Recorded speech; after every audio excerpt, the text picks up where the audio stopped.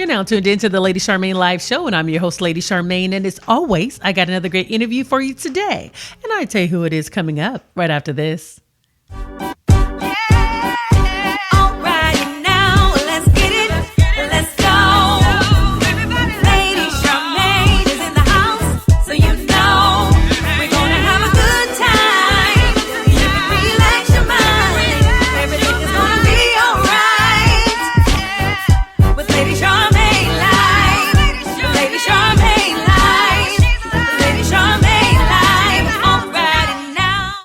My guest today is an actor who has appeared in films and television shows like Marcella and Top Boy. And he is here today to talk about my new favorite show, the hit series on ABC, For Life. Help me welcome to the Lady Charmaine Live Show, Mr. Nicolas Pinnock. Welcome to the show. Thank you. Thanks for having me. I am so happy to have you on the show today because For Life is literally one of my new favorite shows. And I got to just tell you this story real quick. I remember when I was like, because I pre-record the shows.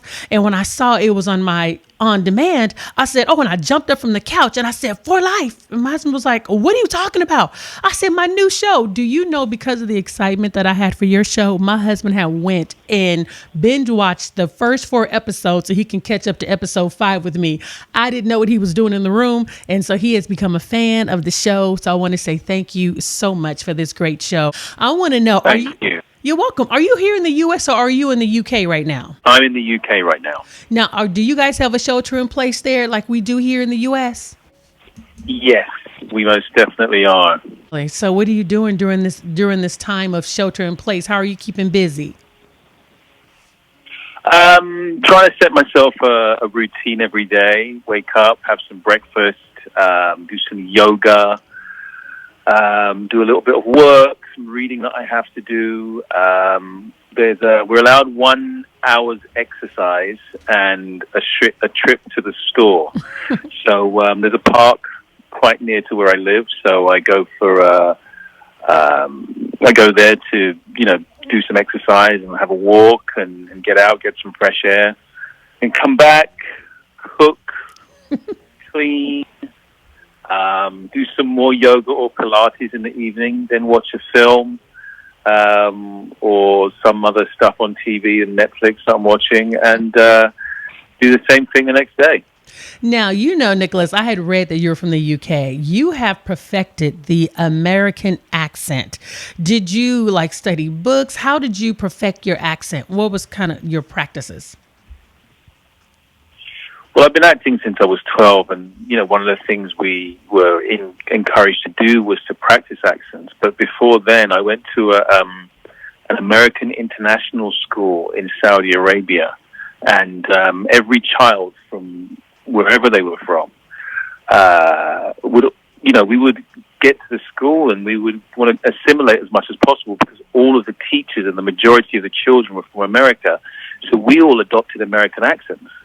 So the root of the accent was already in place for me. And then I had the most amazing dialect coach who, helped me tweak here and there to get the Bronx accent.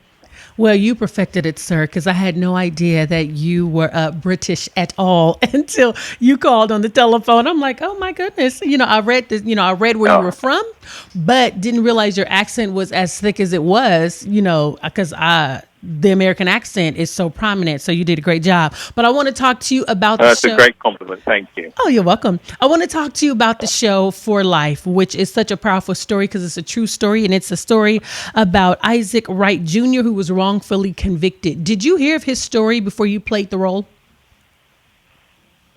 No, I knew of similar stories, but I didn't actually know his story. When I got the role, I looked into it. It was just so fascinating and incredible. Something that, I really knew I had to be a part of telling. So did you get a chance to spend time with him to really learn his story and his essence so it can hit your heart to really play his role? How did you get into your character? When we did a table read for the network and for Sony before we shot the pilot, and there was a meet and greet and everybody was there, and he turned up and I made a beeline for him and shoved him in a room for about 50 minutes, and we talked and talked and talked, and I asked questions, and he said nothing was out of bounds to ask, and I watched him and I listened, and how I thought I was going to read that day during the table read just shifted somewhat, because I had so much more of an essence of who he was and what he was about, that it just changed my perception of who I thought Aaron Wallace was. And then during filming, we spent time together. We were on the phone quite a lot. If ever I asked him to come to set, he would come to set. So it was great. I had some really, really good times with him. So my next question is, you also work with 50 Cent, who is also one of the executive producers, and you also are in the show with him. What is it like working with 50 Cent? That's a good question. People ask me that all the time. I'm going to answer honestly. I don't know who 50 Cent is, because I met Curtis Jackson, and he was utterly professional. So much fun to have on set. There's no entourage. All the things that you may think would come with someone like the persona of 50 Cent were just not there at all. He knew his lines. We rehearsed. We had a lot of fun. We laughed. We crafted. And it was really, really good. He didn't come with any airs and graces. He didn't come with an executive producer air about him. He was, one of the cast for the time that he was there, and that was it. He was wonderful. Now, in the show, the moment you allowed him to use your cell phone, I told my husband, oh, he gonna take that phone. And then before you knew it in the show, he ended up taking the phone. But not only was your phone taken, now, is this a part of the real story, how Isaac Wright lost his girl to his best friend? Is that part of the script, or is it really true to life? So the show is inspired by Isaac Wright Jr. It's not based on. Okay. So where it's inspired, we have creative license to tweak things here and there to make it slightly more dramatic for the audience. So I don't think that actually happened. But there were stories like that did happen, and he knew about that happened. And, we lifted some of those things, and the writers did what they needed to do, but the core of what it's about is absolutely Isaac's story.